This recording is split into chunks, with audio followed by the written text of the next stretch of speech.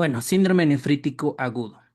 Antes de repasar el síndrome nefrítico, tenemos que recordar de qué se trata el glomérulo. Nosotros cuando hacemos una biopsia a un riñón, un pedazo de biopsia, y esto llevamos al microscopio óptico, nosotros vamos a ver varias imágenes redonditos como en cortes de cebolla.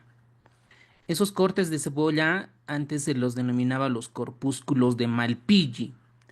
En realidad, estos cortes de cebolla no son nada más que glomérulos.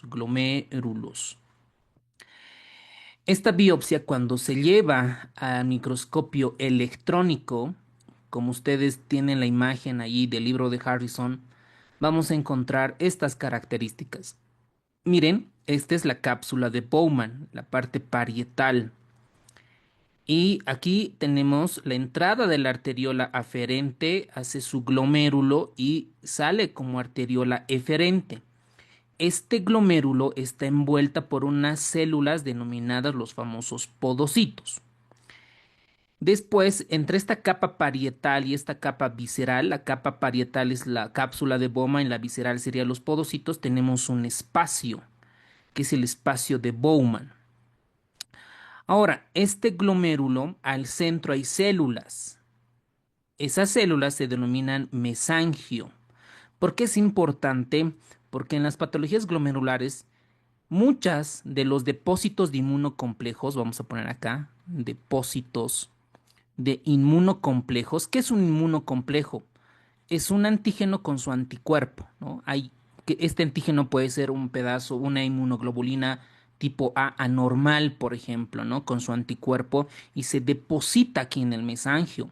Y nuestro sistema inmunitario dice, está enfermo este mesangio, lo voy a atacar. Entonces comienza a inflamar, comienza a proliferar el mesangio. Luego tenemos el endotelio capilar glomerular, que es parte del glomérulo, y los pedículos capilares. Ahora, cuando nosotros en esta enfermedad denominemos proliferación endocapilar, es hacia adentro, ¿no? Endocapilar. Cuando diga proliferación extracapilar, extra, voy a cambiar de color, va a ser en esta parte, en todo este espacio de Bowman, extracapilar. Y esta puede formar semilunas, miren, como una media luna en casos severos. Toda esta proliferación. Entonces, es importante ver qué es proliferación endocapilar, qué es proliferación mesangial, glomerulopatías mesangioproliferativas existen, o patologías con formación de semilunas. Entonces, yo les sugiero que en su resumen vayan realizando un cuadradito donde esté, ¿no? Aquí un esquema, a ver, permítame, un esquema donde vayan a mostrar, por ejemplo, acá por enfermedades. Acá pueden poner las enfermedades, por ejemplo, las glomerulopatías post-estreptocócicas o post-infecciosas. Aquí estará las glomerulopatías por endocarditis subaguda, la nefropatía lúpica y así, ¿no? Y en este lado, en este costado, van a poner etiología, manifestación clínica. Y aquí clave es el laboratorio complemento C3, C4. Y aquí pueden poner diagnóstico y tratamiento. Así, al final van a tener un resumen completo de lo que es un síndrome nefrítico. Esto les va a ayudar. En el curso intensivo de fin de año, en diciembre, enero, vamos a explicar, yo lo voy a realizar esta tabla, pero ustedes sería genial que ya lo tengan antes para poder ir repasando. ¿Ok? Ahora, ¿qué más tenemos que recordar esto?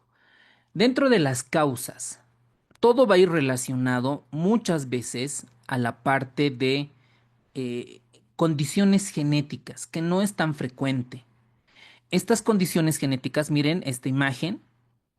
Miren esta imagen del libro de Harrison. Tenemos proliferación extracapilar, y en el espacio, proliferación endocapilar y lesión de la membrana basal. Tres eh, clases de fisiopatología en el glomérulo. Estas lesiones, ya sea en la membrana basal, por ejemplo, puede ser por anticuerpos directos. Hay una enfermedad que se denomina la enfermedad del síndrome de Good Pasteur, que es los mismos anticuerpos, nuestras propias defensas, van a ir a atracar a la membrana basal, tanto la membrana basal del glomérulo y la membrana basal de los pulmones. ¿Ok? Ahora, un ejemplo de proliferación endocapilar es característico de la posinfecciosa, la postestreptocócica, es el gran ejemplo. Y la extracapilar, las membranoproliferativas. Miren, toda esta lesión puede ser por depósitos de inmunocomplejos, por activación de citocinas, quimiosinas, citocinas, y todo lo que es mediadas por los linfocitos T helper 1 y 2. Cuando uno hace biopsia, hace microscopio electrónico, esto es lo que vamos a encontrar, un patrón con tinción lineal, con depósitos de IgG o tinción protuberante con predominio de la IgG. Esto es inmunofluorescencia. Inmunofluorescencia. Miren este esquema bonito. Miren, ustedes acá está la membrana basal, todo lo que es de rosado. Ahí tenemos el endotelio. Puede haber depósitos subendoteliales o depósitos subepiteliales. Entonces, cuando les digan, escuchen depósito subepitelial, significa que están por debajo de los podocitos. Esto es en la parte visceral del glomérulo. ¿Ok? Ahora, dentro de la parte genética, nosotros tenemos que recordar que hay mutaciones de genes, como por ejemplo mutación de la nefrina, mutaciones de la podocina, mutación del colágeno tipo 4. Miren, esta mutación, alteración genética del colágeno tipo 4, va a generar el síndrome de Alport. Y así, varias mutaciones pueden alterar este glomérulo. Después tenemos condiciones infecciosas, ya sea por bacterias o virus. Condiciones tóxicas que pueden proliferar al glomérulo. Condiciones autoinmunes y enfermedades idiopáticas. Ahora, nosotros cuando vemos el daño inmunológico, puede ser por depósitos inmunocomplejos circulantes ya preformados. Estos, anótense en su resumen, cuando existen, se depositan en la membrana basal glomerular, estos circulantes preformados preferentemente se depositan a nivel subendotelial. Entonces vamos a poner acá, si es subendotelial, circulantes performados, depósitos de inmunocomplejos que son circulantes preformados. ¿Ok? Ahora, tenemos la formación in situ, es decir, recién estos inmunocomplejos se van a formar dentro del glomérulo. Por ejemplo, los anticuerpos que reconocen el antígeno ya atrapado en la membrana subepitelial. Ahí existen mecanismos celulares por activación de los receptores tipo Toll-like que van a activar las quimiosinas y citocinas y otras mediadas por proteasas, citocinas y radicales libres que van a inflamar este glomérulo. ¿Ok? Entonces, cuando se enferma el glomérulo, puede manifestarse por la parte aguda, por la parte subaguda y por la parte crónica. Si es agudo, casi siempre va a ser síndrome nefrítico. Y para que sea síndrome nefrótico necesita un poquito más de tiempo para que se pueda destruir el glomérulo y esta se puede manifestar como síndromes nefróticos. Entonces es importante, este glomérulo, ustedes recuerden que dentro de este está la sangre y la sangre tiene plasma y ese plasma se va a filtrar más o menos entre 120 y 180 litros de agua plasmática al día en 24 horas. Esto ya ha sido preguntado como tema de fisiología renal en ciencias básicas. Entonces, hoy vamos a ver el síndrome nefrítico, mañana el síndrome nefrótico. ¿De qué se caracteriza? ¿Cuál es su clínica importante? Es la hematuria. La hematuria. Ustedes saben que la hematuria puede ser de origen, o sea, hematuria alta y hematuria baja dentro del sistema renal. Esta hematuria va a formar cilindros de glóbulos rojos. Esto, ¿dónde lo vamos a ver? En el examen general de orina y en el sedimento urinario. Por eso vamos a ver. Ahora, esta hematuria a veces en ciertas enfermedades suele ser macroscópica. Por ejemplo, cuando viene un paciente que me dice, mi hijito está orinando tipo Coca-Cola, está orinando sangre. Entonces es una hematuria macroscópica. Este síndrome nefrítico puede tener proteinuria, pero la proteinuria es en rango no nefrótico, es decir, menos de 3,5 gramos en orina de 24 horas. ¿Cómo es esto en orina de 24 horas? Se recolecta, se dice, señor, señora, la primera micción a las 8 de la mañana comienza y la última va a ser a las 7. Entonces en orina de 24 horas. Ahora, la hematuria y la proteinuria casi siempre refieren que es patología glomerular. Algo le está pasando al glomérulo. Esta característica también está asociada a hipertensión, a edema. El edema es leve a moderado, mientras que en el síndrome nefrótico este es moderado a grave. Esa es la diferencia con el nefrótico. Puede existir piuria estéril, oliguria y acumulación de cuerpos nitrogenados.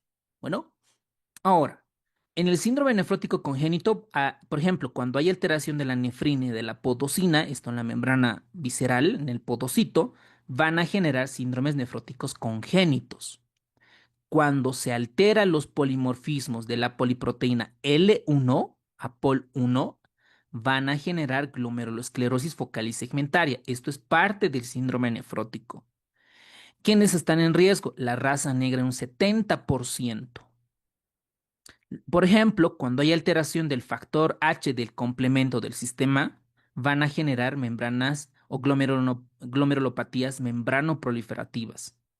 Cuando hay alteración de ciertas glucoproteínas como la lámina AC, van a generar nefropatías por complemento C3. Esta es genética. En algún examen, creo que no sé si era de Estados Unidos o de Brasil, preguntaban como caso clínico, ¿no? Porque estos además están asociados a sordera, el síndrome de Alport, que es alteración de la subunidad alfa 4 alfa 5 del colágeno tipo 4. Y la enfermedad de Fabry no es nada más por deficiencia de galactosidasa alfas, ¿ok? Esta parte genética, yo creo que para los que están yendo para un puesto es importante, porque son enfermedades no tan frecuentes en nuestro medio. Estos pacientes también factores de riesgo que pueden empeorar las glomerulopatías como hipertensión, diabetes e infecciones. También existe autoinmunidad, ¿no? Recordemos que ciertos inmunocomplejos se pueden depositar en la parte del glomérulo, del mesangio o de la parte extracapilar. Ahora, miren toda la fisiopatología. Esta es mediada por citocinas y quimiosinas. ¿Qué es lo que pasa?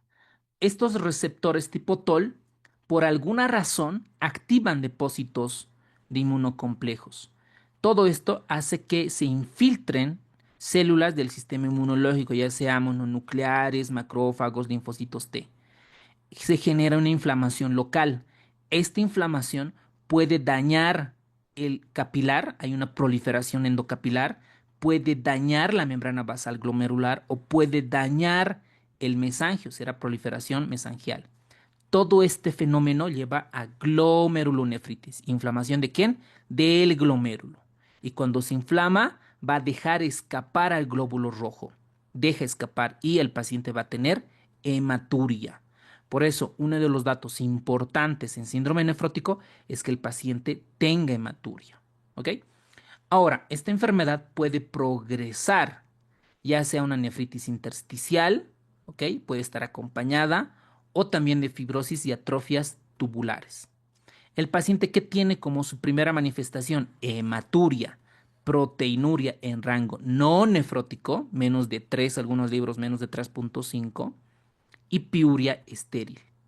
La hematuria normalmente cuando es microscópica no la puede ver el paciente, a eso se denomina hematuria asintomática, está orinando sangre. Entonces, si nosotros pedimos un sedimento urinario y vemos al microscopio, vamos a contar 3 glóbulos rojos por campo. ¿Ok? Por ejemplo, además de esta hematuria, vamos a ver cilindros eritrocitarios o dismórficos que nos van a decir que el paciente tiene glomerulonefritis, que la hematuria es de origen alto, es decir, del glomérulo. Ahora, miren este esquema bonito del libro de Harrison. Cuando uno pide un estudio de orina, vamos a buscar las características en cuanto a la albúmina orina de 24 horas, la relación entre albúmina y la creatinina, la proteinuria en tira colorimétrica y la proteinuria en orina de 24 horas. Normalmente, fisiológicamente, la albúmina en orina de 24 horas debería estar de 8 a 10 miligramos, nada más. La relación menos de 30, esta ayer ya la vimos. En la tira colorimétrica negativo proteínas y en orina de 24 horas menos de 150 miligramos en orina de 24 horas. Esto dato es lo normal, lo que deberíamos de saber, ¿ok? ¿Cuándo es microalbuminuria? De 30 a 300 y proteinuria franca, más de 300 miligramos en orina de 24 horas. Lo mismo con otras relaciones.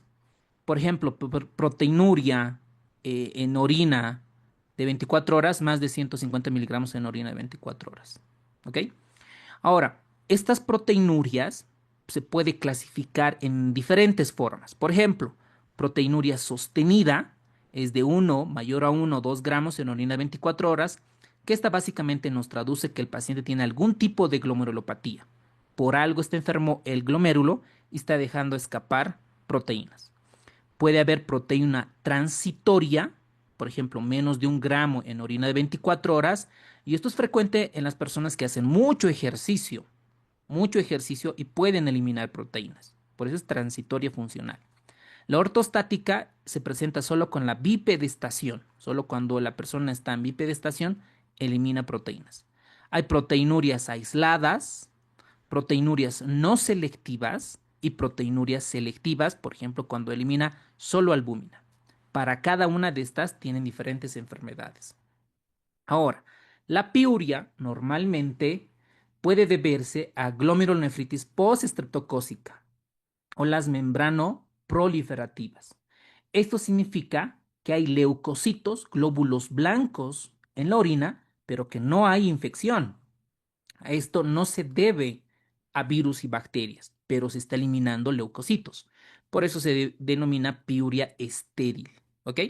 Entonces, toda esta enfermedad del glomérulo se puede traducir, puede representarse clínicamente como un síndrome nefrítico agudo, síndromes renal pulmón o riñón pulmón, síndromes nefróticos, síndromes de membrana basal, síndromes vasculares glomerulares, aquí están las famosas vasculitis que lo vamos a ver en reuma, y las enfermedades infecciosas. Hoy vamos a ver nefrítico agudo y mañana nefrótico, ¿ok? La mayoría de estos van a necesitar biopsia renal, ¿ok? Y algunas enfermedades no lo necesitan porque tienen buen pronóstico. Cuando se inflama el glomérulo, nosotros vamos a dibujarnos acá todo el glomérulo cuando se inflama por alguna razón. Ustedes saben que acá, en todo este espacio, va a tener carga negativa. La albúmina, ¿no? La albúmina, esta tiene carga negativa, normalmente, fisiológicamente. Cuando se enferma este glomérulo, pierde esta carga negativa. Por lo tanto, ya no repelen, ya no se alejan esta proteína. Entonces, esta albúmina sale y se va a manifestar como proteinuria. Además, por esta hipercelularidad y contracción del mesangio, va a alterar toda esta permeabilidad. Y esta alteración de la permeabilidad del glomérulo va a generarnos proteinuria. Cuando hay daño capilar, genera hematuria. Cuando hay hipercelularidad, contracción del mesangio, el paciente tiene tendencia a la oliguria y retención de cuerpos nitrogenados denominados azoemias. Entonces, este paciente en el síndrome nefrítico, cuando hay glomérulo dañado, el edema, miren esto, el edema es por retención de sodio y agua, el edema. Ya. Gracias, Mientras, Toby. Gracias. Ya, gracias. Mil gracias. a ver quién es.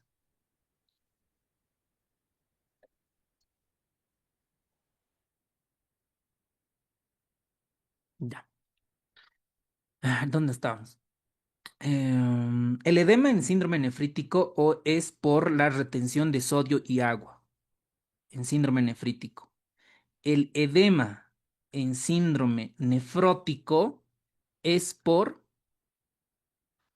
hipoalbuminemia. Es diferente a la fisiopatología. ¿Ok? Muy bien. Ahora, este síndrome nefrítico agudo tiene proteinuria y rango no nefrótico. Tiene hematuria. Esta es la semiología clave. Está asociada a hipertensión. La hipertensión en síndrome nefrítico es por retención de agua y retención de sodio. ¿Ok? El incremento de la concentración de la creatinina puede estar acompañado, obviamente, de la disminución de la tasa de filtrado glomerular. Bueno, vamos a una de las causas del síndrome nefrítico, que esto es frecuente en nefropediatría. Para todos los que van a ser pediatras, van a ver estos pacientes porque la familia, la mamá dice que mi hijito o mi hijita está orinando sangre. Está orinando sangre. Y vamos a hablar de la enfermedad post-estreptocócica o post-infecciosa. Miren, ¿qué es lo que pasa en la imagen? Esta es el podocito. Miren, el podocito. Tiene sus prolongaciones primarias, secundarias, que envuelve, que envuelve al glomérulo. Y esto, el glomérulo, ustedes saben que esta línea celeste es la membrana basal. Y cuando del estreptococo presentan sus antígenos y se depositan en el glomérulo, hay una reacción inmunológica. Este depósito va a ser subendotelial. ¿Ok? Miren, aquí tenemos el endotelio y por debajo están los depósitos subendoteliales. También suele existir depósitos en el mesangio. Entonces hay una proliferación endocapilar, porque los depósitos están subendoteliales. ¿Ok?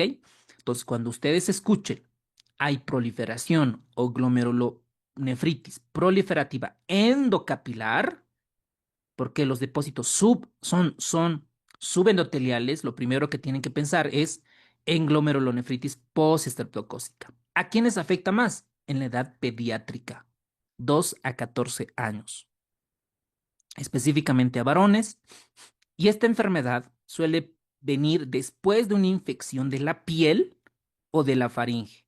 En esta época, por ejemplo, en la faringitis estreptocócica, deben estar presentándose en el hospital de niño, en el hospital en la caja y en otros hospitales en parte pediátrica, van a ver este caso. Ahora, ¿qué tenemos que saber? Esto es una reacción de autoinmunidad, ¿ok? Nuestros anticuerpos van a ir a matar al estreptococo, pero por alguna razón los estreptococos tienen antígenos que también tienen el riñón. Por eso estas cepas tienen que ser nefritogénicas. Esta inflamación del glomérulo tiene como antecedente, se va a presentar de 2 a 6 semanas luego de la infección de la piel. Esto anótense, por favor, esto es lo detallado, de 2 a 6 semanas.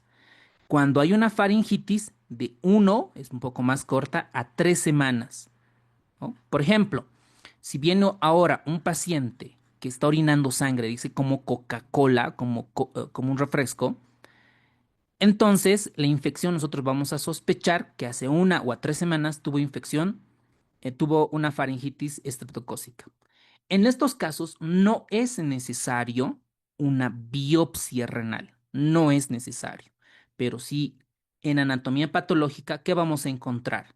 Hipercelularidad mesangial, sobre todo endotelial, vamos a encontrar células polimorfonucleares, depósitos subendoteliales, subepiteliales, y cuando hay depósitos subepiteliales, como ustedes ven acá, vamos a encontrar en anatomía patológica las famosas jibas. Es como una jorobita, miren, de un camello. Entonces, cuando ustedes escuchen en anatomía patológica encontramos jibas, es una glomerulonefritis post-estaplocócicas. Ok, nos llega a nosotros a la consulta, ¿no? Un paciente, ¿no? La mamá le trae, dice que está orinando sangre. ¿Qué vamos a hacer? Pedir, investigar si el paciente todavía tiene activo el estreptococo, si tiene faringitis.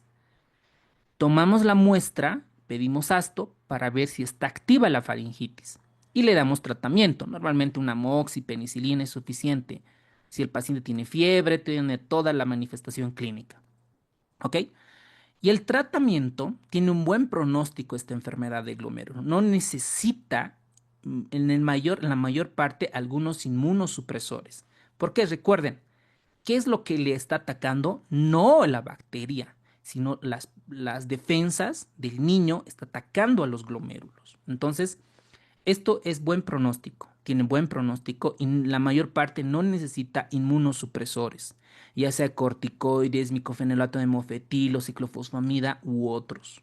Bueno, aquí tenemos las cepas nefritogénicas en cuanto a impétigo, M47, 49, 55, la más frecuente es la M47 y 49, posibles preguntas de examen, y en la faringitis la M1, 2 y 4, ¿ok? Como frecuentes. ¿Qué más tenemos que saber en cuanto a esta enfermedad? Dentro de esta enfermedad está mediada por mecanismos de inmunidad. Intervienen antígenos estreptocócicos. Hay una exotoxina que se denomina la famosa exotoxina pirógena estreptocócica que se va a depositar en los glomérulos y hay un receptor de plasmina que puede estar activada y generar toda la inflamación. Entonces el paciente viene con hematuria, ¿no? Piuria, cilindros eritrocitarios, edema, hipertensión y puede tener lesión renal aguda de característica oligoúrica. Muchas veces, o sea, en algunos casos pueden proliferar a glomerulopatías rápidamente progresivas. La mitad de estos pacientes pueden tener sensación de malestar general, incluida cefalea, anorexia, dolor en punta de costado. Y este dato anótense, por favor. Hay disminución, ¿ok? Hay alteración del sistema de complemento, ¿ok? Con disminución del CH50 bajo, C3 bajo y C4 normal. Dentro de la fisiología analicen la parte alterna y la parte clásica. Anótense, esto casi siempre lo preguntan en los exámenes de la residencia a nivel nacional y a nivel internacional. ¿Cuál de las glomerulopatías tiene disminución del complemento CH50 con C3 bajo y con C4 normal? ¿Ok? La glomerulopatía postestreptocócica. ¿Cómo hacemos el diagnóstico? Aumento de asto, ¿ok? Puede positivizarse la antideneasa y el anticuerpo contra la hialuronidasa. Y el tratamiento es básicamente controlar la hipertensión, ¿ok? El edema, antibióticos si el paciente lo necesita y no necesita inmunosupresores, ¿ok? No necesita. Y el pronóstico es muy bueno en los niños. En los ancianos, si se presenta, esos pueden necesitar inmunosupresores y puede llegar a terapia de reemplazo renal, ¿ok? Entonces, ¿qué tenemos que saber? Que afecta a la edad pediátrica, que esta inflamación del glomérulo se presenta después de una infección por estreptococo beta hemolítico del grupo A del Ansefial. Dentro de estas infecciones están las faringitis, las amigdalitis. ¿Ok? Estos están acompañados de edema periorbitario periférico. ¿Cuál es la causa del edema, doctores? En glomerulonefritis postestreptocócica, por hipoalbuminemia, hipoproteinemia, alteración del sistema linfático. ¿Cuál es la fisiopatología del edema?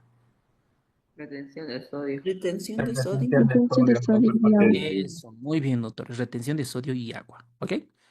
Entonces, como retiene agua y sodio, entonces aumentamos la precarga, ¿no ve? Al aumentar la precarga, aumentamos el gasto cardíaco y por ende la presión arterial, por eso tiene hipertensión. ¿Por qué tiene la orina en color de té o Coca-Cola?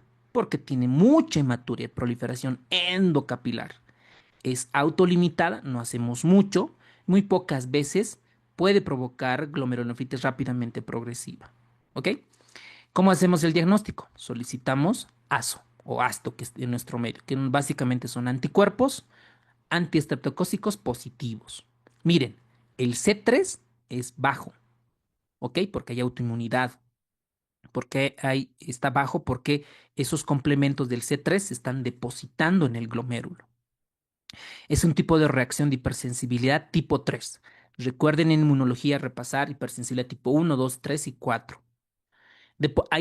Si nosotros hacemos biopsia, vamos a encontrar depósitos de inmunocomplejos a nivel subendotelial de tipo IgG, IgM y C3. Recuerden, C3 está depositado y en plasma vamos a encontrar bajos, ¿ok? Y los famosos JIVAs, ¿ok? Las famosas JIVAs o jorobas. ¿Esto qué significa? Que los depósitos son subepiteliales, ¿ok? ¿ok? En la microscopía electrónica. Muy bien, veamos en este caso. Una de estas es incorrecta, dice, en relación al síndrome nefrítico. Los antimicrobianos no disminuyen la aparición de nefritis. No, sí. Si tienes una faringitis y es bacteriana, es mejor tratarla porque puede afectar la fiebre reumática, recuerden, ¿no? Fiebre reumática y la glomerulopatía postestreptocócica, las faringitis. Entonces, una moxipeni yo creo que es suficiente. Las glomerulonefritis se manifiesta de 1 a 3 semanas después de la faringitis clásica. Miren, de 1 a 3. Siempre suelen preguntar en cuánto tiempo aparece después de la faringitis y después del impétigo. Perdón, en impétigo, ¿cuánto tiempo más o menos aparece, doctores? De 1 a 6 semanas, Exacto, ¿no? De 2 Una, a tres, 6. dos ¿No a ve? seis. Exacto, de 2 a 6, doctor. Excelente, gracias. Y en la biopsia vamos a mostrar hipercelularidad a nivel mesangial y sobre todo endotelial. ¿Qué presenta el paciente? Hematuria, hematuria. Se hinchan los ojitos, hipertensión. El diagnóstico, miren, dice acá, el diagnóstico de glomerulonefritis se requiere biopsia. No necesitamos biopsia y no necesita inmunosupresores. ¿Ok? Tiene un buen pronóstico. Perfecto. 20 segundos para cada pregunta, por favor, para retroalimentar, que siempre que ustedes lean, estudien, siempre repasen con preguntas. Es clave para que en su memoria pueda establecerse. ¿Ok? 20 segundos, por favor.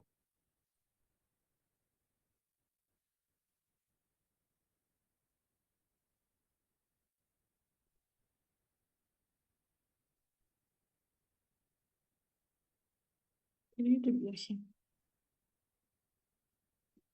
En verdad quiero ir. Podrida aquí ya.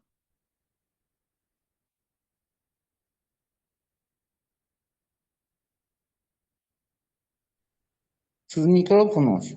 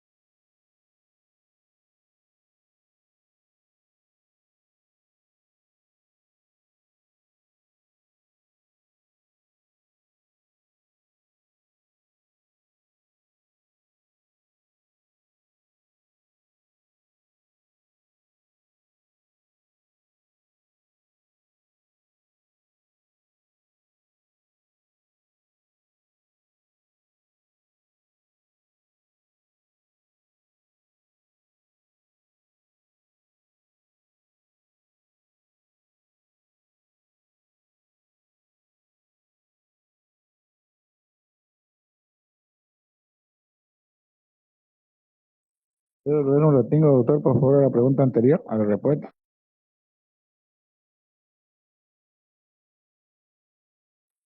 Gracias, muy Esta amable. es una pescadita, miren. Cuidado que estén poniendo estreptococo beta hemolítico. Está bien hasta ahí, pero es el del grupo A del ancefiel. Este es estreptococo del grupo A, tipo M, nefritógenos. Y aquí recuerden las cepas, ¿no ve? Tanto en impétigo como en faringitis.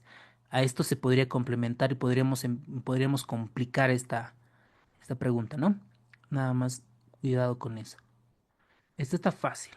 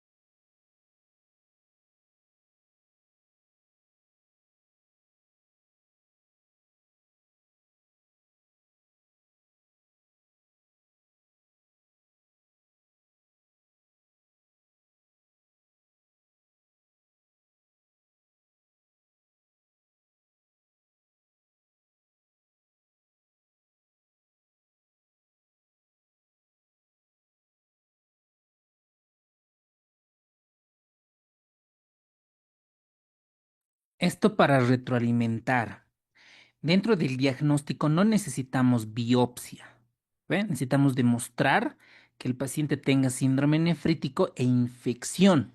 Pero hay uno de los anticuerpos, esto es novedoso, que han demostrado que el anti-DNA tipo B es el más sensible, mucho mejor que demostrar en cuanto a síndrome nefrótico y demostrar que el paciente tenga ASO elevado. ¿Ok? Nada más ahí como aporte complementar. Esta está fácil. ¿Cuál es la alteración del complemento más típica en postestreptocócica?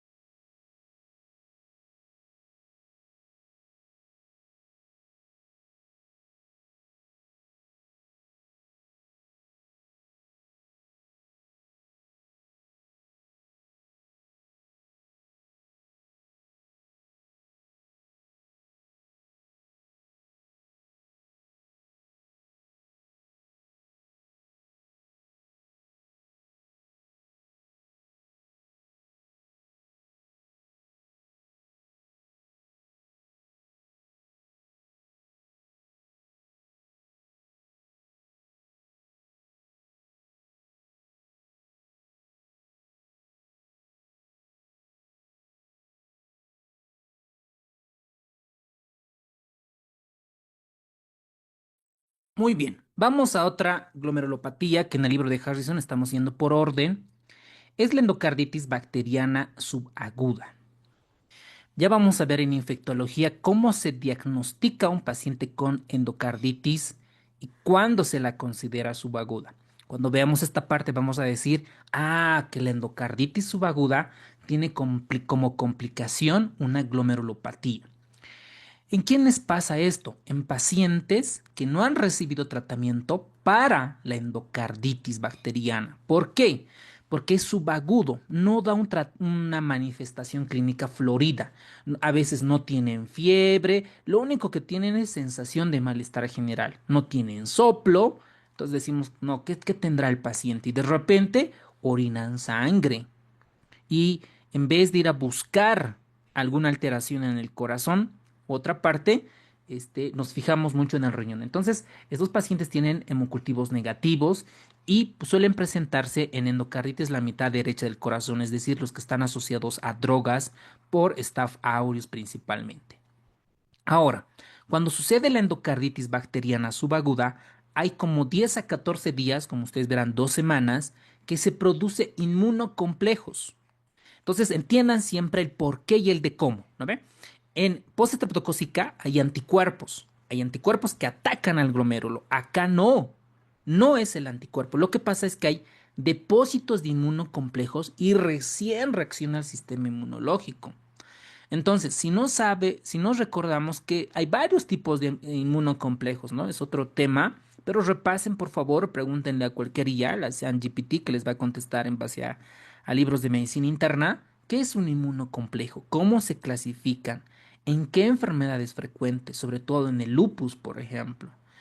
Y cuando nosotros vemos a los riñones, a nivel subcapsular, vamos a encontrar como sangraditos, como Cuando una persona tiene puntitos rojos, ¿verdad? O nevos rubí, como púrpura, petequias, ¿verdad? Tienen las famosas hemorragias subcapsulares, que en el libro de Harrison lo muestra como picadura de pulgas. Picadura de pulgas. ¿Ok? Entonces, estos pacientes pueden necesitar biopsia renal. ¿Para qué? Para ver qué tan grave está y qué tratamiento le vamos a dar. ¿Qué vamos a encontrar en la biopsia? Va a haber una proliferación. Vamos a dibujar acá un glomérulo, las arteriolas deferentes. Vamos a encontrar una proliferación focal. ¿De quién? ¿De endocapilar? No, del mesangio. ¿Qué era el mesangio? Era como la estructura, ¿no ve? El sostén del glomérulo. Entonces hay una proliferación del mesangio. También hay leve proliferación a nivel subendotelial, subepitelial y en casos graves suele formarse semilunas. Ahí voy a pintar. Pueden formarse semilunas. Miren este dato clave que les voy a dar. Cuando ustedes escuchen semilunas, es una afectación grave y en la mayor parte de estos casos se manifiesta como síndrome nefrótico. Pierde muchas proteínas. ¿Ok? Entonces, estos pacientes pueden tener hematurias macroscópicas, microscópicas, toda la parte de síndrome nefrítico.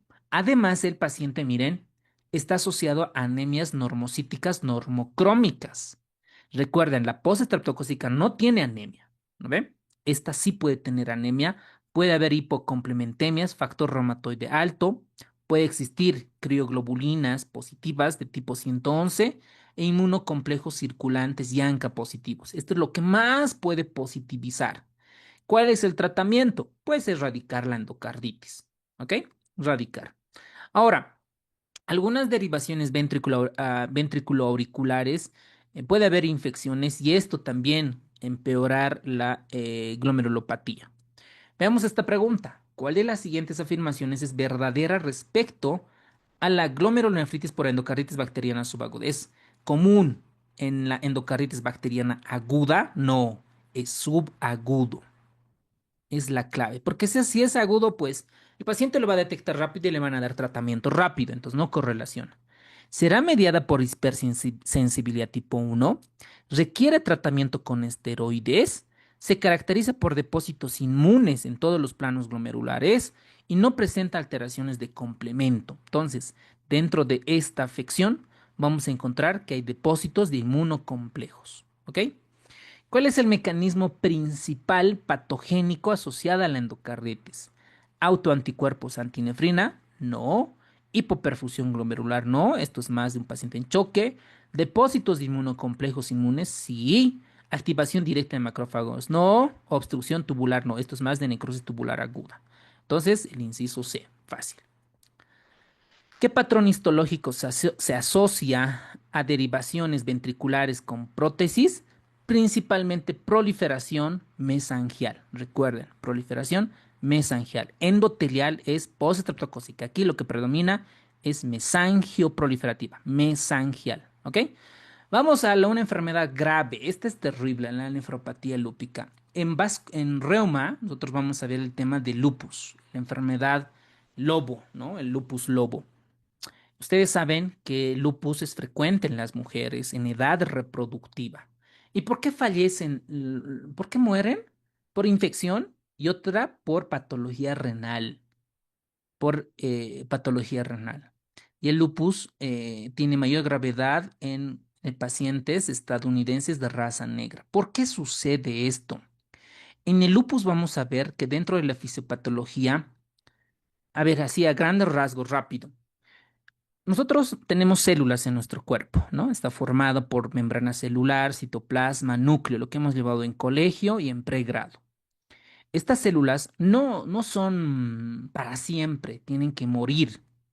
Dentro de esta célula hay retículo endoplasmático rugoso, el liso, está el aparato de Golgi, están las mitocondrias, ribosomas por ahí nadando, peroxisomas, todo lo que hemos llevado, ¿no ve? Dentro del núcleo, ¿qué hay? Material genético, está el ADN, por afuera está el ARN y así, varias cosas. Cuando una célula muere, a veces se quedan restos de un pedacito de ADN, un pedacito de ribosoma, ¿no? Un pedacito de mitocondrias, ahí se quedan como desechos celulares. A veces, ¿quién barre o quién limpia estos desechos? Nuestros macrófagos, ¿no? Macro, comer, fago, o ¿cómo es? Macro grande, fagos comer, ¿no? Este macrófago, por alguna razón, no limpia todo, no fagocita todo. Entonces, el sistema inmunológico dice, anticuerpo, yo soy el sol, o el arma, voy a atacar, voy a formar anticuerpos contra el ADN, anticuerpos contra el ribosoma, anticuerpos con la mitocondria, con diferentes moléculas. Entonces se crean autoanticuerpos. Estos autoanticuerpos, muchos de estos materiales, ¿quién filtra? El hígado y el riñón. ¿No ve? Entonces el riñón, estos desechos se depositan acá, en el glomérulo, se depositan. Y los anticuerpos atacan a este glomérulo, atacan. Y ¿no? Toda esta fisiopatología va a inflamar al glomérulo y se crea nefropatía lúpica. En el lupus, ¿qué es lo que pasa? Los anticuerpos atacan a todas estas partes de nuestro cuerpo, al ADN, al ribosoma y otros dianas. Entonces, cuando se van a unir estos anticuerpos con su antígeno, estos son los inmunocomplejos o los complejos inmunitarios que dice el libro de Harrison. Estos inmunocomplejos pueden depositarse en el riñón o se pueden formar in situ, acá mismo. Entonces, cuando se depositan acá, ufa, todo nuestro sistema inmunológico ataca, se activa el complemento, hay infiltración de leucocitos, factores procoagulantes y se inflama el glomérulo. Y como se inflama el glomérulo, el paciente tiene hematuria, proteinuria. Entonces, ¿cómo nosotros nos vamos a dar cuenta que el paciente tiene nefropatía lúpica? Porque el paciente ya tiene lupus, ya fue con el reuma y le diagnosticó lupus. Entonces, ¿qué vamos a tener? Positividad para o contra el ADN de doble cadena, ¿ok? Hipocomplementemia. Estos correlacionan cuando hay una exacerbación, cuando hay actividad de la nefropatía lúpica. Y esto, recuerden, doctores, sí o sí necesita biopsia. Pero doctor, ¿para qué voy a hacer biopsia si ya sé que tiene nefropatía lúpica? Doctor, necesitamos para ver la estadificación para ver en qué etapa está o qué tipo de nefropatía lúpica tiene. En base a este tipo de etapa, vamos a hacer el tratamiento, porque no todos necesitan plasmaféresis, no todos necesitan inmunoterapia combinada, inmunosupresión combinada. Para eso necesitan, para hacer tratamiento, ¿cuál va a recibir? Y esta clasificación creo que es un poco, ¿no? La clave de nefropatía lúpica. Si quisieran realmente aplazarnos, nos pueden preguntar esto. Y en nuestro simulacro de nefro está cada una de estas. Miren, la tipo 1, tipo 2, ¿no? Le haces biopsia a tu paciente. Tiene lupus, tiene creatinina alta, está orinando sangre. ¿Ok? Dice, doctora, doctor, estoy orinando sangre. Ah, puede ser nefropatía lúpica, señora. Vamos a tener que biopsiarlo, pero no va a sangrar. Sí, hay riesgo, pero lo vamos a hacer con la mayor delicadeza y nuestra complicación en nosotros es 1%, ¿no? Somos unos cracks. Listo. ¿Para qué? Te va a preguntar el paciente. Para que usted, señora, tal vez no necesita tratamiento para su riñón, o necesita tratamiento a dosis altas, o necesita terapia de reemplazo renal. Para eso, para el tratamiento.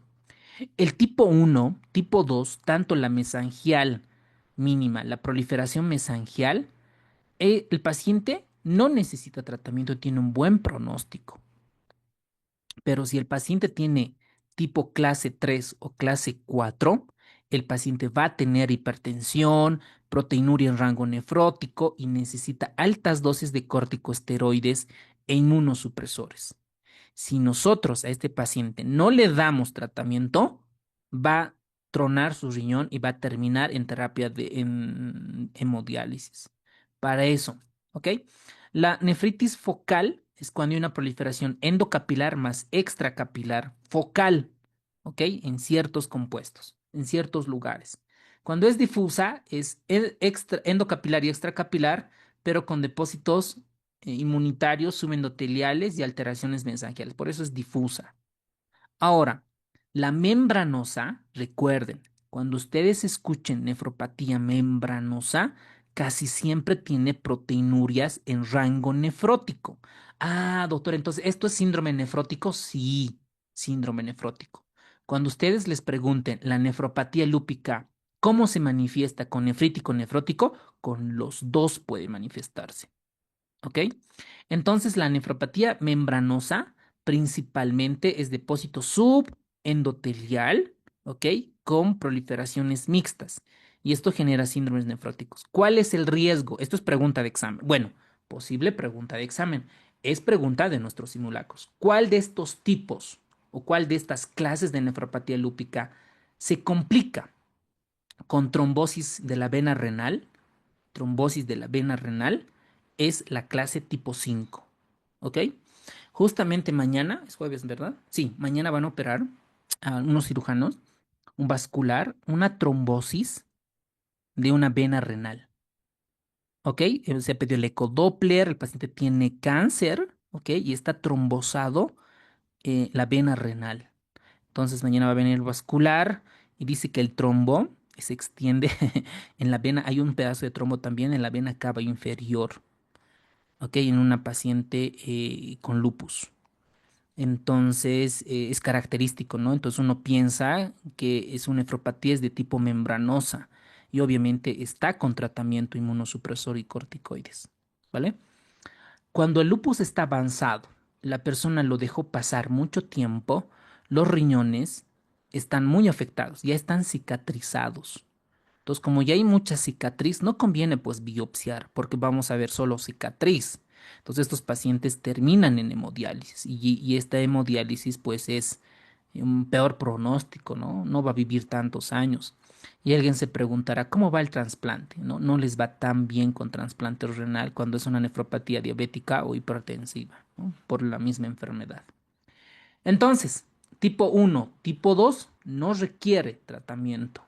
Tipo 3, tipo 4 necesitan corticoides e inmunosupresores. Tipo 5, corticoides más inmunosupresores. Y el tipo 6 necesita diálisis o trasplante. ¿Ok? Muy bien. ¿Cuál es el hallazgo clínico más frecuente de la nefropatía lúpica? Proteínas. ¿Ok? Pierde mucha proteína. ¿Qué marcador serológico se correlaciona con daño renal? El anti-DNA, ¿ok? De doble cadena.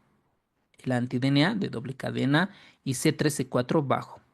¿Qué clase de inmunosupresor requiere?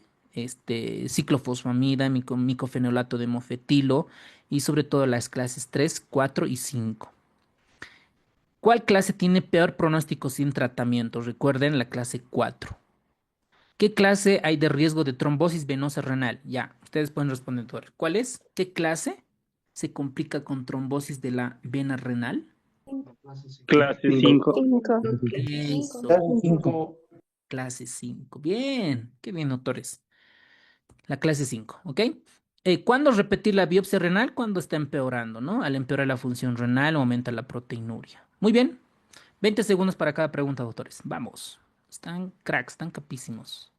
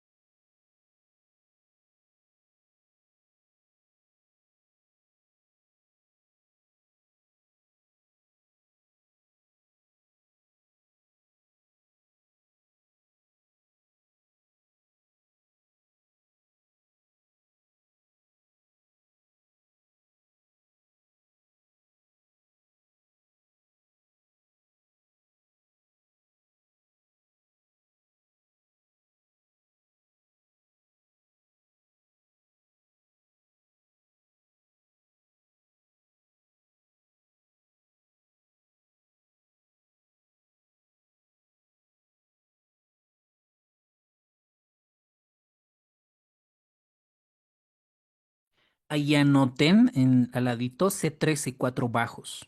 Ambos es. Y le falta ahí su complemento bajo. Porque puede ser que esté positivo el anti-DNA, pero si tiene C3, C4 normal, no está activa. Entonces, por eso es importante ahí anotar más C3, C4 bajo disminuidos, ambos.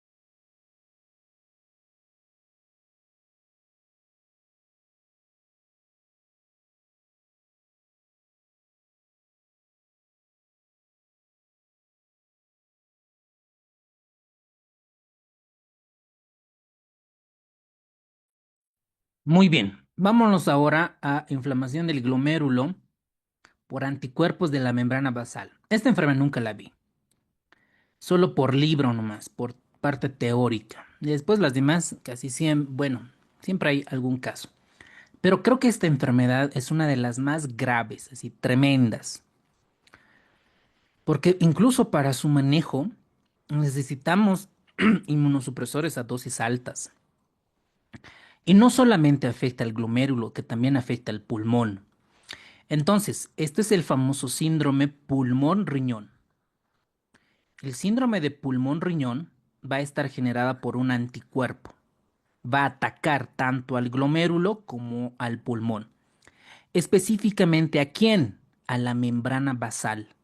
Membrana basal. ¿De quién? Del glomérulo y del, ¿cómo sería aquí? Del capilar glomerular, ¿no? Entonces, si ataca acá al capilar glomerular, hay una capilaritis pulmonar, va a tener hemorragia alveolar. ¿Y el paciente qué va a tener? Hemoptisis, hemorragias pulmonares. Y si este anticuerpo ataca a la membrana basal del glomérulo, va a perder sangre, va a tener hematuria. Entonces este paciente comienza a sangrar por vía respiratoria y por vía renal. Y este es el famoso síndrome de Goodpasture. Entonces, si nosotros vemos la membrana basal, está formada principalmente por colágeno tipo 4.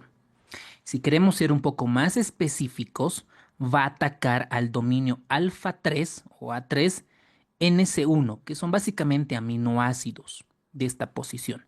Alfa 3, acuérdense por favor. Alfa 3, dominio alfa 3 o A3 del colágeno tipo 4.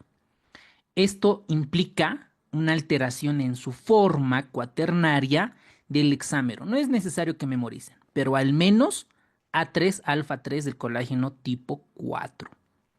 Ahora, esta patología, esta enfermedad, pueden ser secuestrados en este colágeno tipo 4 que pueden exacerbarse por infección, tabaquismo y otras cuestiones.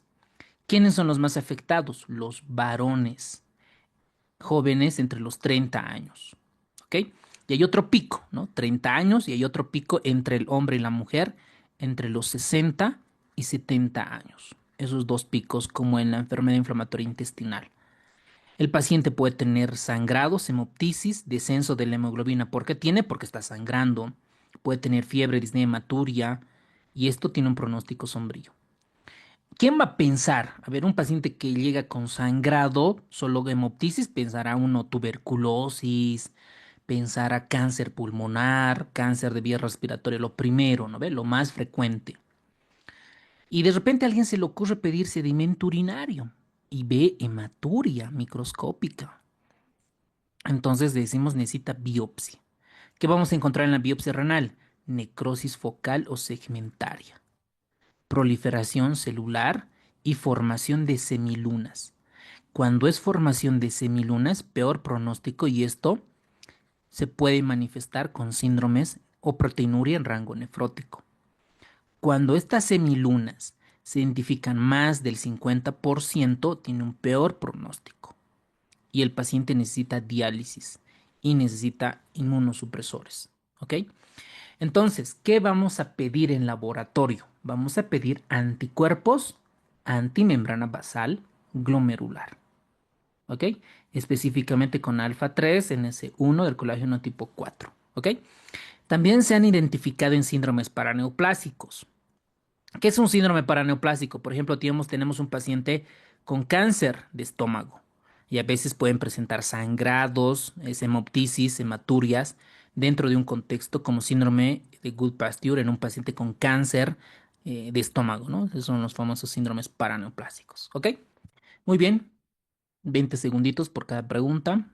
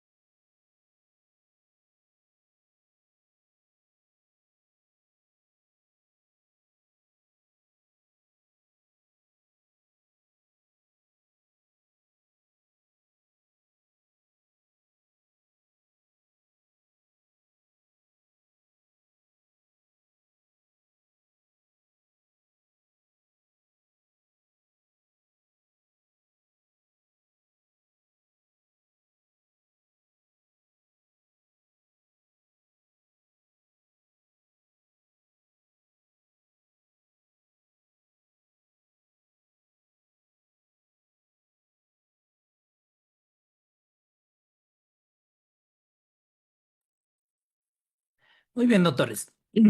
Una nefropatía, en alguna vez algún amigo en colegio, esto como anécdota, jugábamos fútbol, hacíamos algún deporte de educación física y orinaba sangre. Me decía, me han pateado, me han lastimado, no, pero le decía, no, no me han hecho nada. Y orinaba sangre. Entonces, pero obviamente no era una hematuria franca como de la glomerulonefritis postestreptocócica. Y esto probablemente ahora pienso y digo, tal vez ese señor o ese compañero que ya no lo veo ahora tenía una nefropatía por IgA. Y más o menos, esta nefropatía por IgA es una hematuria episódica. Es decir, no siempre está presente, ¿no? A momentos suele manifestarse. Está presente en los varones entre los 20 y 40 años. Lo anormal es una inmunoglobulina tipo A mal galactosilada. Está anormal esta IgA. Como está normal, se deposita en el riñón, específicamente en el mesangio. Entonces, algunas veces suele estar implicado una infección respiratoria alta. ¿Qué es lo bueno de esto? Es benigno, ¿no? Muy raras veces prolifera a una glomerulopatía rápidamente progresiva. Puede tener episodios recurrentes de hematuria macroscópica. Y la biopsia, que no necesita muchas veces, hay depósitos en inmunofluorescencia, hay depósitos de inmunoglobulina tipo A. Entonces, cuando esto persiste, básicamente es IECAS. Recuerden, para disminuir la presión intraglomerular y obviamente bajar la proteinuria. ¿Ok? En algunos casos, algunos estudios se han demostrado la amidalectomía o el aceite, el omega 3, pescado, corticoides, cuando los pacientes no responden a los IECAS. Como su diagnóstico diferencial hay muchas, pero recuerden, está muy asociada, incluso se pueden confundir con la púrpura de Henoch-Schönlein. ¿Ok? Entonces, básicamente es eso. Entonces, miren, aquí está el mesangio, todo esto, y hay depósitos de inmunoglobulina tipo A en inmunofluorescencia. Dentro de las glomerulopatías es el tipo más común de características idiopáticas. Está afectado más el varón entre los 20 y los 30 años. Puede haber microhematuria sintomática. Muchas veces tiene antecedente de una infección del tracto respiratorio superior o gastrointestinal. Miren esto, un ejercicio agotador puede desencadenar hematurias. Y este es el dato, ¿no? Cada vez que hacíamos ejercicio, este cuate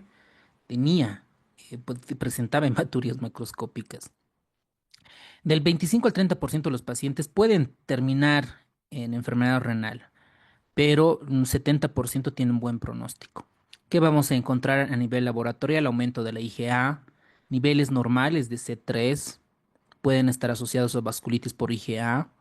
Miren al microscopio que vamos a encontrar una proliferación mesangial, a la inmunofluorescencia, depósitos de IgA en el mesangio, y al microscopio electrónico, depósitos de complejos inmunes mesangiales.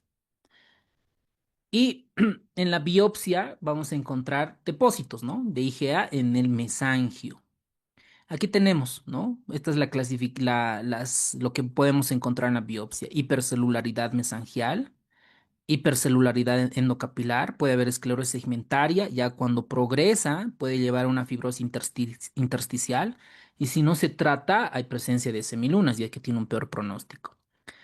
Hay varias formas de presentación. Miren, hay hematurias macroscópicas episódicas, que esta puede relacionarse por infecciones respiratorias.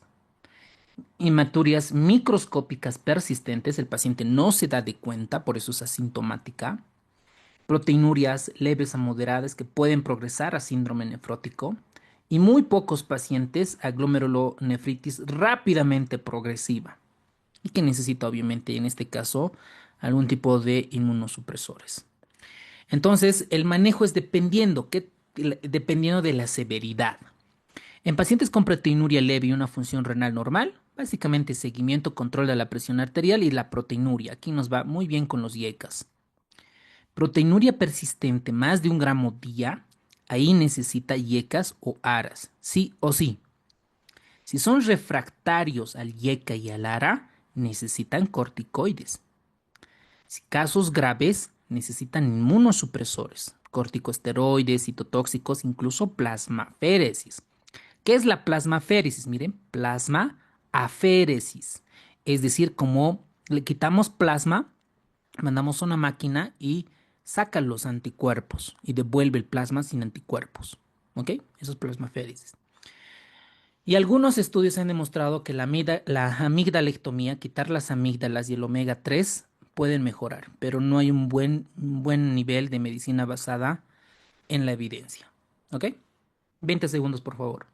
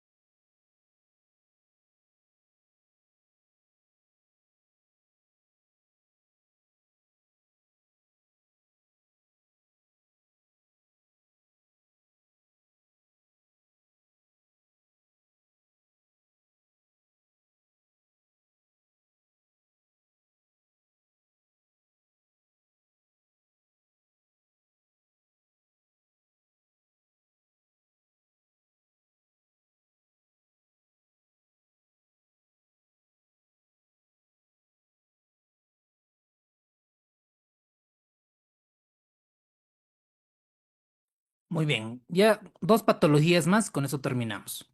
En las vasculitis, vamos a ver el tema de reuma. Las vasculitis tienen muchas características y es uno de los temas que más me ha costado para la resi estudiarlas porque sus manifestaciones clínicas te pueden confundir, se solapan. Por ejemplo, de manera resumida es esta, los tres síndromes grandes que hacen que cuando se inflaman ataca el riñón, hacen glomerulopatías pausinmunitarias. ¿Ok? ¿Qué significa pausinmunitarias? Que atacan casi todos los glomérulos. Vamos a tener la granulomatosis con polyangiitis. Esto antes, en mi época, se denominaba vasculitis de Wegener. Y ahora, pues simplemente es granulomatosis con polyangiitis. ¿Qué tienen que recordar? Que este afecta sistema respiratorio y afecta los riñones. ¿Qué suelen preguntar en la residencia? Los autoanticuerpos, las dianas. Aquí las dianas es la proteinasa 3, el ANCA-C, de distribución citoplasmática. ¿Ok? ¿Qué es ANCA? Anticuerpos contra el citoplasma del neutrófilo. ¿Ok? Eso es ANCA. ¿Cuál es su diana? La proteinasa 3. ¿Cómo me acuerdo esto? Hasta ahora, para cuando igualito que ustedes, yo estaba estudiando. Dice proteinasa 3. Ok, 3. Y esto le daba la vuelta, lo giraba, ¿no? Y hacía así más o menos. Ah, Wegener, ¿no? Es proteinasa 3, Wegener, granulomatosis con polangitis.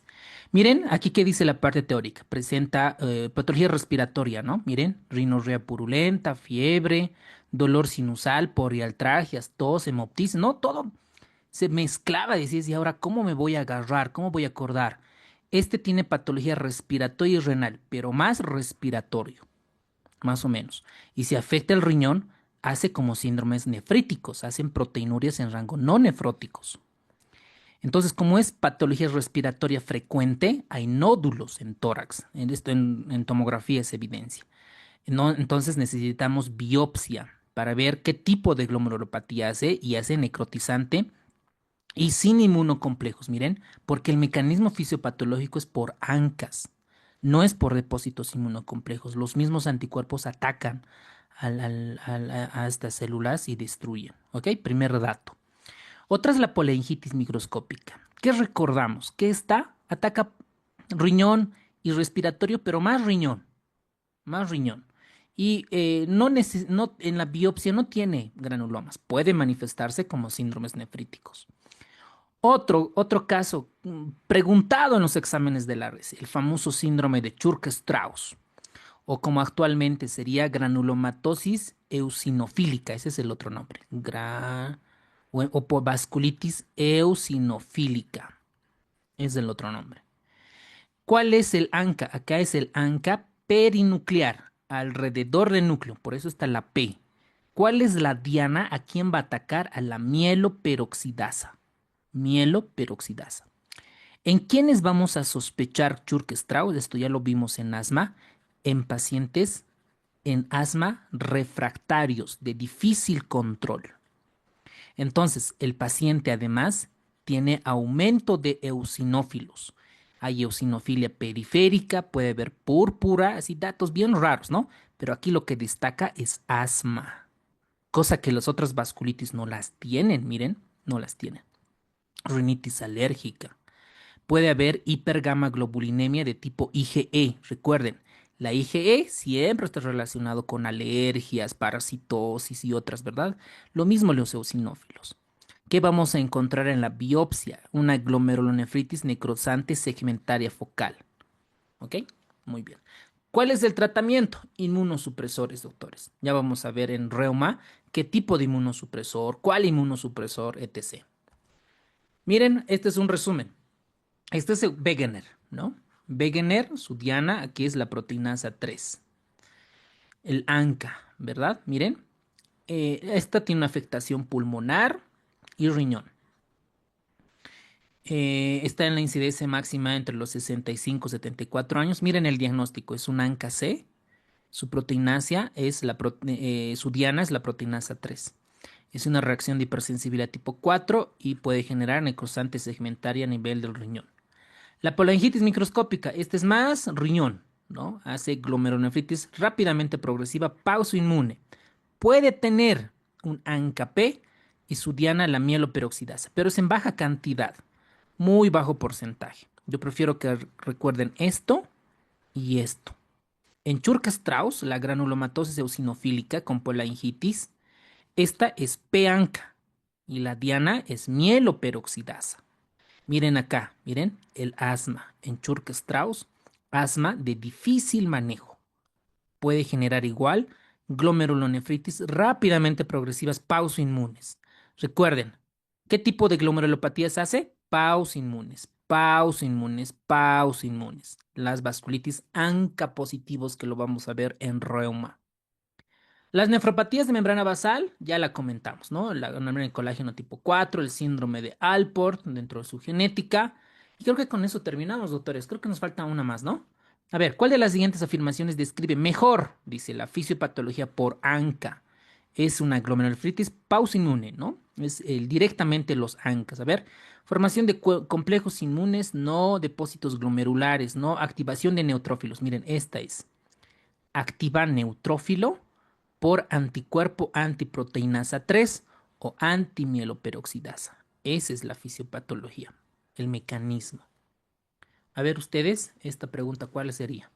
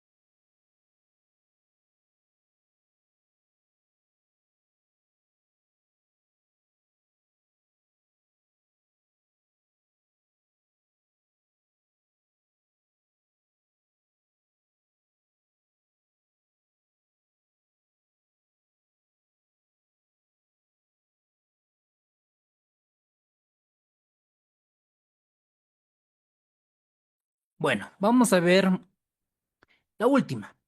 La glomerulonefritis membrana proliferativa. Estas ya son estilo nefrólogo, ¿no? Estilo con medicina interna en nefrología. Ya estas enfermedades de la verdad es que nunca las vi. Si llegamos a ver en pacientes ya con hemodiálisis, ¿no? Cuando el riñón ya está lastimado, cicatrizado. Pero ¿qué dice la parte teórica y relacionando con los exámenes de la residencia? Esta membrana proliferativa está mediada por inmunoglobulinas. Esa es la diferencia. Ya no son ANCAS, es inmunoglobulinas. Hay tres tipos. La tipo 1 es la más común y es idiopática. No sabemos por qué estas inmunoglobulinas se depositan en el riñón. También han descubierto en endocarditis bacteriana subaguda, en lupus, hepatitis C, recuerden C de crioglobulinemia mixta, hepatitis C, cáncer principalmente, ¿ok?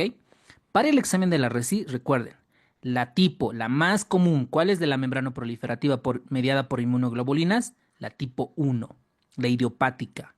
Como el doctor House decía, ¿no? De que somos unos idiotas porque no sabemos ver la causa, ¿ok? La idiopática. La tipo 2 también es idiopática y aquí vamos a encontrar que estas son depósitos densos mediadas por inmunoglobulinas. La tipo 3, la idiopática, netamente. Este tipo de glomerulopatías es hipocomplementémica y en la biopsia, por eso aquí está de rojo, esto suelen preguntar. ¿Qué se encuentra en la biopsia o un paciente con glomérulos donde se ve en rieles de vagoneta? Rieles de vagoneta es en la membrana proliferativa. Entonces, me busqué imágenes de biopsia. ¿Dónde está? Ahí está. Miren, este es el famoso en doble contorno o como lo llaman aquí en rieles de vagoneta. Estas son las cuatro características. Miren en esta imagen A, donde se ve, ¿no? Un glomérulo casi normal, ¿no? Miren su membrana basal, visceral, ahí está los cortes del corte de cebolla, bonito. Esta ya tiene proliferación mesangial. Miren la C, donde ya se evidencia el doble contorno. Todo por la cicatrización. Y esto es por inmunofluorescencia. Entonces acá lo que vamos a encontrar es el famoso de doble contorno, como esta imagen en las membranoproliferativas. ¿Qué significa esto? En aspecto de rieles de tren, miren, una y dos. Y estos son hipocomplementémicas. Perdón, doctor, va a disculpar la interrupción. Hay un doctor José que está utilizando mi código. Esa es la única intervención que quisiera hacer. Mil disculpas. Ya, gracias, doctorita. Gracias. Entonces aquí la biopsia es en doble contorno, ¿ok? Seguramente en nuestros simulacros de nefro vamos a ver, ¿ok? ¿Qué vamos a encontrar en la biopsia? Doble contorno, aspecto en riel. La más común, la tipo 1. Ahora, ¿cómo se representan? En la tipo 1 pueden presentar proteinuria, pero en rango no nefrótico. O sea, en resumen, síndrome nefrítico, ¿ok? La tipo 3, básicamente vamos a encontrar disminución del complemento C3 principalmente. Y el tratamiento es IECAS para evitar la proteinuria y algunos casos inmunosupresores y plasmaféresis. Cuando es secundario algo, tratamos algo, ¿no? Si es hepatitis C, le damos tratamiento para eso. Si es crioglobulinemia mixta, vemos cuál tipo es y damos tratamiento. Entonces, dependiendo del tipo de glomerulopatía, realizamos el tratamiento. Aquí tenemos nuestro resumen. La glomerulonefritis proliferativa difusa, la característica es que puede presentarse como síndrome nefrítico, también como nefrótico. Podemos tener positividad para los anti de doble cadena y los ANAS. Y miren los depósitos inmunes, ¿no? C3, C1Q. Y las de reprogresión rápida, esta es grave. Estos pacientes fallecen. Con todas las características, ¿no? La rápida progresiva puede ser por formación de media luna, recuerden la que tiene peor pronóstico y hacen síndromes nefróticos. Hay de características lineales, como por ejemplo el síndrome de Good-Pasteur, que hemos visto la enfermedad antimembrana basal glomerular, las granulares que llegan a glomerulopatías rápidamente progresivas y otro tipo de vasculopatías. ¿Ok? A ver, vamos analizando cada uno de estos. Dice, es incorrecta con relación a la glomerulonefritis membranoproliferativa. El 70% muestran hipocomplementemia. ¿Por qué? Porque hay consumo, porque hay actividad. La tipo 1 suele acompañarse de hepatitis A y E persistentes. No, miren, la tipo 1 está acompañado de hepatitis tipo C, ¿ok? Entonces la C también indirectamente con la crioglobulinemia, no la hepatitis A ni la B, la tipo 1 nada más.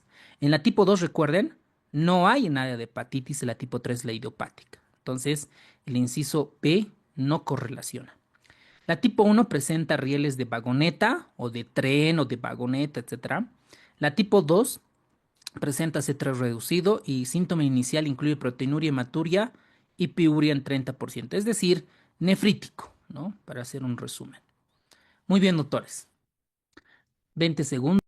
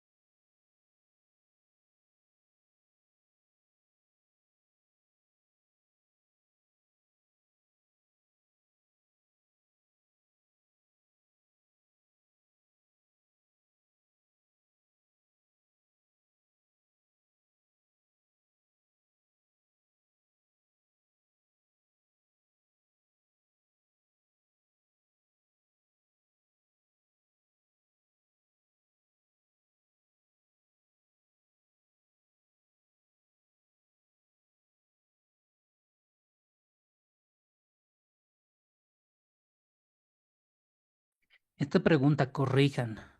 No es la hepatitis B, es la hepatitis C, ¿verdad? Tipo 1 dice. La tipo 1 está asociada a hepatitis C, crioglobulinemia. Aquí borren el inciso B, por favor. Yo me he confundido. Muy bien. Y la mesangioproliferativa. Esta es hiper rara, ¿no? Está asociada a expansión del mesangio, por eso dice mesangio. Esta característica puede llegar a enfermedad renal crónica, puede estar asociada a nefropatía por IgA, enfermedades infecciosas como Plasmodium falciparum, lúpica. Menos del 15% pueden desarrollar primarios y el tratamiento es YECA, inmunosupresores y citotóxicos. Y esto es una comparación que hace el libro de Harrison. Miren, la postestreptocócica es más nefrítico. Miren, 3 cruces le da en la hematuria. La endocarditis igual, miren, puede presentar proteinuria y hematuria.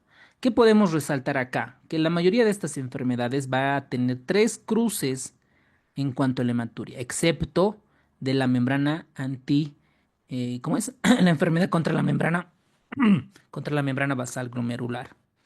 Después en daño vascular, recuerden, los daños vasculares están asociados a las vasculitis. ¿Cuáles? Wegener, Churg-Strauss, polangitis microscópica y la púrpura de Henoch. Ahora, este es un resumen, doctores. Con esto hemos terminado la clase.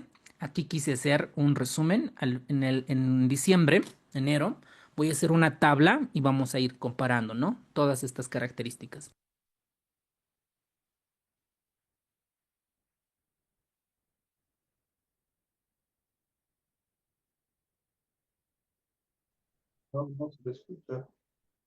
Doctor, ¿no se escucha? Doctor, su audio. Ahora sí. Sí. Sí, doctor. Sí, Ya, doctor. ya. Gracias, gracias. Es que creo que he tocado el micrófono y con un golpe se apaga. Gracias, gracias. Entonces les decía acá que la glomerulonefritis está clasificado como hipocomplementémica y la normocomplementémica. Es como un resumen. La hipocomplementémica vamos a tener, por ejemplo, en la postestreptocócica. Miren este dato. Disminución de niveles de C3 bajos con C4 normales. ¿Cuál es el tip? Que están en la biopsia los depósitos subepiteliales, las famosas gibas o humps en inglés. Entonces aquí vamos a poner gibas. En lupus, en nefropatía lúpica, hay la disminución de los dos complementos, la C3 y C4. Y aquí hay depósitos inmunocomplejos. En crioglobulinemia mixta esencial hay disminución del C3, sobre todo del C4, y la C3 puede estar normal, ¿ok? Puede estar normal. Y la membrana no proliferativa, tanto en la 1 como en la 2, hay depósitos densos, con C3 disminuido y en poca medida el C4. ¿Qué suelen preguntar en el examen? Estas dos sobre todo. Nefropatía lúpica posinfecciosa con relación a los complementos. Las normocomplementémicas, las que no se consumen porque el mecanismo fisiopatológico es diferente. Recuerden la nefropatía por IgA, la enfermedad de Berger. ¿Ok? Aquí los cambios normales en cuanto a C3-C4. En las glomerulopatías pausinmunes, donde ataca todos los glomérulos, las vasculitis ANCA asociadas. Les pueden preguntar igual, ¿no? ¿Cuáles son las vasculitis ANCA positivas? Wegener, Churg-Strauss y demás. Las membranoproliferativas igual están normales, el complemento y igual la enfermedad de Alport. Ahora veamos este caso clínico. Yo creo que sí van a poder responder. Niño, o sea, ya miren, por pediatría creo que ya saben de qué estoy hablando. 3 enfermedades nomás pueden ser. Viene por edema facial, color de orina en Coca-Cola, oscura. La hipertensión, el mecanismo es por retención de sodio y agua a comparación del síndrome nefrótico por hipoalbuminemia. Disminución del volumen urinario hace 3 días. Hace 2 semanas presentó faringitis. 2 semanas. En el examen se presenta hematuria microscópica, proteinuria, cilindros eritrocitarios. Yo sé que está enfermo el glomérulo. Y antiestreptolicina cero elevada. ¿Cuál es el diagnóstico? Nefropatía por IgA, rápidamente progresiva, postestreptocócica, un nefrótico idiopático o es una nefropatía lúpica. Fácil, ¿verdad? Van conmigo. O sea, esto Ni queriendo pueden fallar, ¿no? Muy fácil. A ver, veamos otra. 25 años, varón, ya están pensando, varón. Si es mujer, ya piensan en nefropatía lúpica, ¿ok? El tipo de clase, para cada clase los tratamientos, lo primero que se tiene que venir a la mente. Acude por hematuria recurrente, visible en orina, luego de episodios de infección respiratoria, ya sea faringitis o viral. No presenta hipertensión ni edema. Lo único que le preocupa es que orina sangre. En el examen de orina y hematíes dismórfico significa que el origen de la hematuria es alta, es glomerular. C3 sérico normal y tiene antecedentes de enfermedad renal. ¿Cuál será el tratamiento? ¿Cuál será el diagnóstico? ¿Membranosa? No, pero la membranosa hace proteinuria franca, hace edema, ¿ok? Síndrome nefrótico, etcétera. Entonces, no encaja. El glomerulonefritis lúpica, no, porque no me habla de anti-DNA positivo, ANAS positivos, eritema ¿cómo es? En las alas de mariposa, no, no me da, entonces no cuadra. Síndrome de Alport, no tiene sordera, ¿no? No encaja, no hay sordera.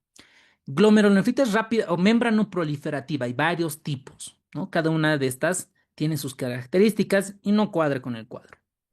Entonces, la enfermedad de Berger. ¿Ok? Muy bien, doctores. Es inciso B. La nefropatía por IgA. ¿Ok? Muy bien, doctores. Hemos terminado la clase. Muchas gracias por estar en esta clase. Nos vemos. Ah, tenemos otro más. A ver, enfermedad de 30 años, masculino. Viene por hemoptisis leve. ¿Ok? Hemoptisis leve. Hay muy pocos, ¿no ven? Síndrome pulmón-riñón, hay muy pocos. Viene con hemoptisis. Consulta por edema y 150 de presión, creatinina de 2, hematuria, proteinuria, C3C4 normal, es decir, es una glomerulopatía normocomplementémica, ANCA negativos, o sea, no es Wegener, no es Neuchurka-Strauss, cuando me dicen ANCA negativos. Porque si fueran ANCA positivos, puedo pensar en Wegener, puedo pensar en Churka-Strauss o la polangitis microscópica, perfecto. Pero tiene anticuerpos antimembrana basal glomerular positivo. Ahí no pueden fallar, ¿ok? Entonces, ¿cuál será la respuesta? Eso, muy bien, doctores. Del síndrome de Goodpasture, ¿ok? O enfermedad o síndrome riñón-pulmón, ¿ok? O síndrome o enfermedad antimembrana basal glomerular. Muy bien, doctores. A ver, veamos el retroalimentar. Granulomatosis con polangitis. Esto es Wegener. ¿Qué tenemos que recordar de Wegener? Que tiene una afectación respiratoria más florida. La más florida. ¿Qué tipo de ANCA es, doctores? ¿P o C? ¿Cuál es el ANCA? ¿Qué C. tipo de ANCA? ¿Perdón? ¿Cuál es? C. Exacto. ANCA C, de distribución citoplasmática.